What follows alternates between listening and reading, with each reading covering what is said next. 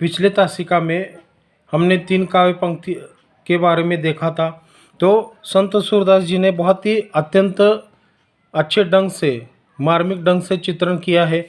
वहाँ पर उन्होंने, बालकृष्ण ने हठ किया था कि चंद्रमा मुझे चाहिए, तो माता यशोदा ने क्या किया था कि पानी से भरा हुआ बर्तन लाकर उसमें चंद्रमा की प्रतिबिंब वहाँ पर दिखाई थी। उससे प्रसन्न होकर उन्होंने क्या किया है, उस चंद्रमा को पकड़ने की बार बार कोशिश कर रहे थे और वहाँ पर पानी में हाथ डाल रहे थे। यह इस काव्य पंक्ति में हमने पिछले तासिका में देखा था। आगे, उठिए श्याम कलेव कीजे, मनमोहन मुख निरखत जीजे, खारिक दाख खोपरा खीरा, केरा आम उस रस पीरा। कलेव का अर्थ है जलपान, मनमोहन का अर्थ है सुरेख, मोहित करने वाला, निरखत का अर्थ है निहारना, देखना, जीजे का अर्थ है जी रही हूँ, दाख का अर्थ है अंगूर, किशमिश, खोपरा का अर्थ है फल के अंदर का जो मीठी गरी होती है उसे खोपरा कहते हैं। तो इस काव्य पंक्ति में यह कहने की कोशिश की है कि जो बालक कृष्ण को कलेवा कराने के लिए माता यशोदा किस तरह से मनोहर कर रही है, उसका मन भावन वर्णन प्रस्तुत पंक्तियों में संत सूरदास जी ने किया है। कलेव का अर्थ है जलपान, मतलब माता यशोदा ने बालक कृष्ण को जलपान कराने के लिए किस प्रकार से मनोहर, मतलब किस प्रकार से मनाने की कोशिश की थी, इसका जो चित्रण है या वर्णन है प्रस्तुत पंक्तियों में संत सूरदास जी ने वहाँ पर किया है। माता यशोदा अपने लाल को उठाते हुए कहती है, हे श्याम उठो और कलेवा कर लो।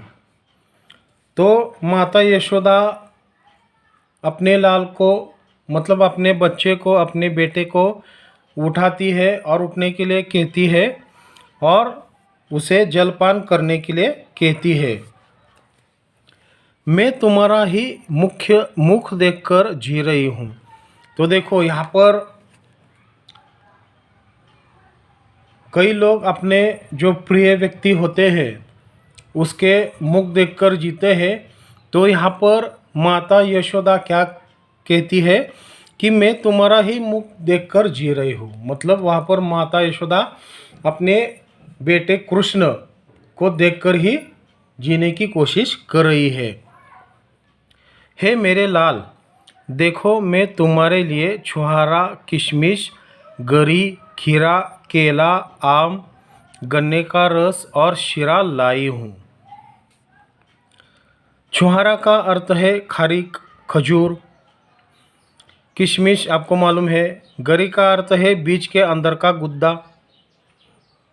खीरा का अर्थ है ककड़ी के जाति का फल। और शीरा का अर्थ है एक जो मोटा द्रव होता है जो गन्ने के रस से या चुकंदर से शक्कर बनाते समय सह उत्पाद के रूप में प्राप्त होता है। तो देखो, यहाँ पर चौथे काव्य पंक्ति में उन्होंने बताने की कोशिश की है कि हे लाल, तुम उठो, जलपान कर लो और मुझे तुम्हें देखकर जीने की कोशिश कर, मतलब तुम्हें देखकर जीने की मैं कोशिश कर रहा हूँ।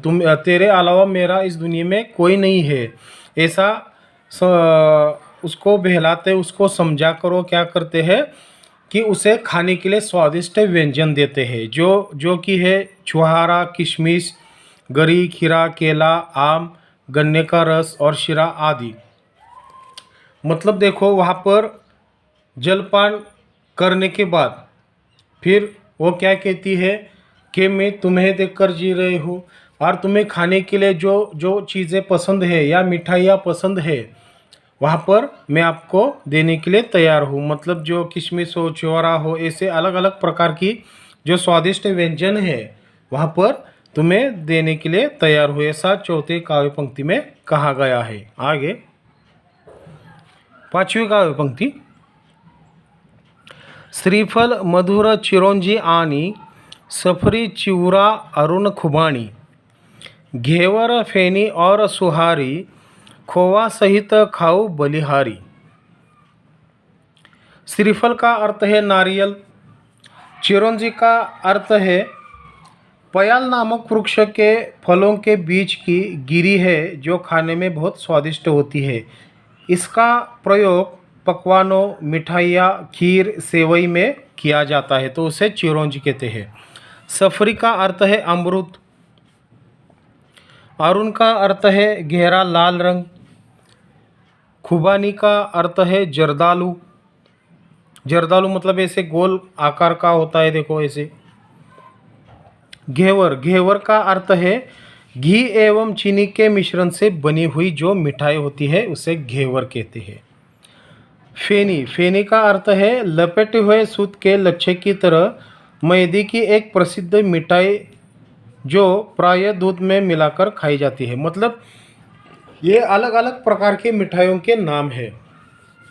सुहारी का अर्थ है पुड़ी, खोवा सहित खाऊ बलिहारी, खाऊ का अर्थ है खाओ, बलिहारी का अर्थ है निछावर कर देना। तो इस काव्य पंक्ति में कहने की कोशिश की है, कि मैं तुम्हारे लिए नारियल का पानी और मीठी चिरौंजी ले आई हूँ। मतलब देखो, नारियल का पानी सभी को बेहद पसंद होता है, नारियल पानी अवश्य पीना चाहिए। इसका इस्तेमाल, मतलब इसका जो असर है वो शरीर पर हो जाता है। मतलब आपके पेट के अंदर के सारी जो परेशानी है यहाँ से नारियल पानी पीने से निकल जाता है। और मीठी चिरौंजी ले आए हूँ, मतलब जो ऐसे अलग अलग प्रकार की जो मिठाई है उसे चिरौंजी कहते हैं, मैंने अभी आपको बताया। तो यहाँ पर माता यशोदा क्या कर रही है, अपने लाल को, अपने बेटे को जो पसंद है, चीज़ें पसंद है वो वहाँ पर लाई है। पहला है नारियल, दूसरा है चिरौंजी, वहाँ पर उन्होंने क्या किया है, कृष्ण को खाने के लिए लाई है। साथ में अमरूद, चिवरा और लाल लाल जर्दालू भी लाई है। साथ में अमरूद, अमरूद यानी पेरू ऐसा कहते हैं, देखो। चिवरा, चिवरा मतलब जो दिवाली पर किया जाता है ऐसा। और लाल लाल जर्दालू भी लाई है, मतलब खाने की ये जो चीज़ें हैं उनकी ये नाम है। तुम्हारी पसंद की घेवर, फेनी, मिठाइयाँ और पुड़िया लाई हूँ। तो घेवर का अर्थ मैंने अभी बताया, फेनी का अर्थ बताया, और जो अलग अलग घेवर, फेनी ये अलग अलग प्रकार की मिठाइयों के नाम है, अलग अलग प्रकार की मिठाइयाँ। और जो पुड़िया वहाँ पर उन्होंने क्या किया है, कृष्ण के लिए माता यशोदा ने लाई है। मतलब उनको ये सब पसंद था, इसलिए उन्होंने वहाँ पर खाने के लिए लाए थे। तुम उन्हें खोए के साथ खा लो, मैं तुम पर बलिहारी जाऊँ मेरे लाल। मतलब तुम उन्हें अच्छे तरीके से खा लो, मतलब बहुत ही अच्छे ढंग से स्वादिष्ट चख कर ऐसा वो खा लो, और मैं तुम पर बलिहारू हो जाऊँ मेरे लाल, अर्थात मैं तुम पर सब अपना जो जीवन है निछावर कर दूंगा, ऐसा इस काव्य पंक्ति में कहा है। आगे आखिरी काव्य पंक्ति, रची पिराक लड्डू दधी आनो, तुमको भावत पूरी संधानो, तब तमोल रची तुम ही खवाओ, सूरदास पनवारो पाओ। रची का अर्थ है बनाकर, दधी का अर्थ है दही, आनो का अर्थ है मूल्य, संधानों का अर्थ है अचार। अचार होता है ना, वो खाने के लिए अचार कहते हैं, पिकल ऐसा कहते हैं।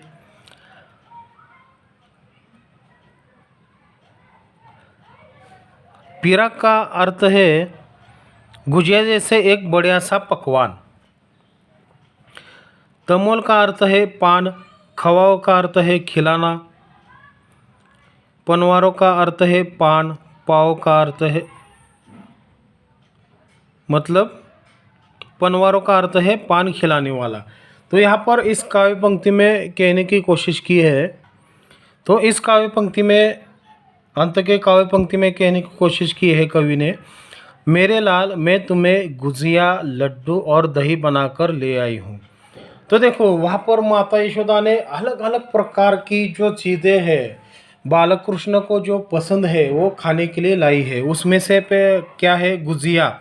गुजिया ने एक प्रकार का पकवान है जो मैदे और खोए से बनाया जाता है। गुजिया है, लड्डू है और दही बनाकर लाई है। मतलब जो अलग अलग प्रकार की जो चीज़ें हैं, खाने की चीज़ें हैं, वहाँ पर वो बनाकर लाई है।